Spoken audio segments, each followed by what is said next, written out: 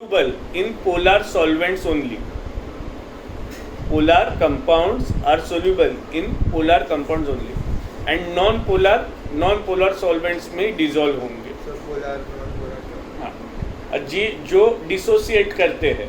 अभी हम लोगों ने इलेक्ट्रोलाइसिस देखा, उसमें हाइड्रोजन और ऑक्सीजन सेपरेट होता है, उन पे चार्जेस डेवलप होते हैं, इसके लिए कैथोड और एनोड पे जाते हैं. तो एक तरह के पोलर हुए क्योंकि उनके ऊपर चार्जेस डेवलप होते हैं, इनके ऊपर चार्जेस नहीं डेवलप होते जो नॉन पोलर रहते हैं. एग्जाम्पल तेरा ग्लूकोज है, तेरा अल्कोहल है.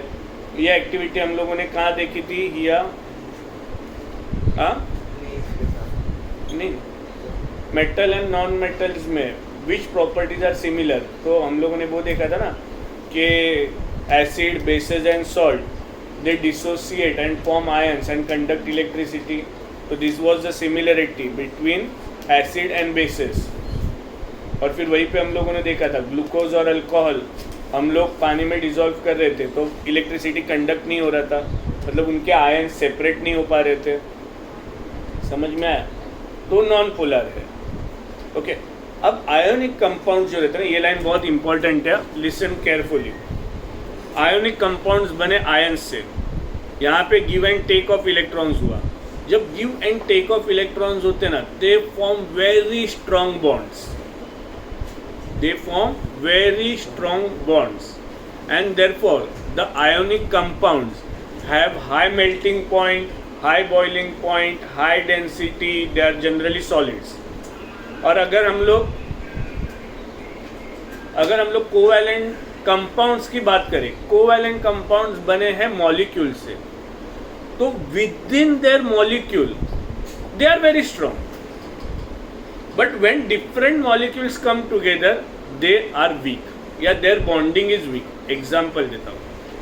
हाइड्रोजन और ऑक्सीजन के एटम्स नज़दीक आए, H2O बनाया, तो हाइड्रोजन और ऑक्सीजन के मॉलिक्यूल के बीच में there is a very strong force.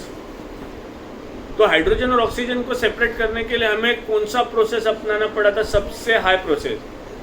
Decomposition 3 तरीके से होता है. थर्मल मतलब हीट, लाइट. तो लाइट तो वेरी वीक एनर्जी, ऐसे देखा जाए तो वीक एनर्जी हो जाएगा, उससे ज़्यादा स्ट्रॉन्ग हीट हो गया, बट उससे ज़्यादा इलेक्ट्रोलाइसिस है. तो हाइड्रोजन और ऑक्सीजन के बॉन्ड को तोड़ने के लिए हमें क्या यूज़ करना पड़ा था? Electrolysis, which is the strongest thing for breaking the bond, which is the strongest thing. तो हाइड्रोजन और ऑक्सीजन के बीच में बहुत अच्छी बॉन्डिंग होगी, बट तूने 3-4 वाटर के मॉलिक्यूल्स लिए तो उनके बीच में बॉन्डिंग उतनी स्ट्रॉन्ग नहीं होगी. इसके लिए जो कोवैलेंट कंपाउंड्स रहते हैं उनका melting point low, boiling point low, density low. They are generally gases, liquids या तो सॉफ्ट सॉलिड्स. फ्रिज में पानी रखा है, ठीक है, रहने देते. समझ में ये 2 लाइन? क्योंकि ये लाइन बहुत कंफ्यूज करती है कि मॉलिक्यूल्स के बीच में strong force of attraction, but different molecules के बीच में not strong force of attraction. तो कौन से मॉलिक्यूल की बात की मैंने एग्जांपल से एक्सप्लेन किया. आई होप मैंने ग्रुप पे भी डाला था कि बेसिक्स थोड़ा रिवाइज करके आना. मॉलिक्यूल क्या है और विद इन मॉलिक्यूल्स क्या है, समझ में आया? हाँ, मतलब 2-3 तूने वाटर के मॉलिक्यूल्स लिए तो उनके बीच में जो फोर्स ऑफ अट्रैक्शन होगा वो कम होगा.